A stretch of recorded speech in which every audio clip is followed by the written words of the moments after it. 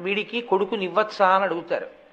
పితృదేవతలకి వీడు అన్నం పెడితే, వీడు జలప్రదానం చేస్తే వాళ్ళ అనుగ్రహం ఉంటే తప్ప పుత్ర సంతానం కలిగి కర్మ సంతానం రాదు అన్నారు. కర్మ సంతానము అంటే పెద్ద కొడుకు, కడుపున పుట్టిన పెద్దవాడు కర్మ సంతానం, చివరివాడు ఐశ్వర్య సంతానం.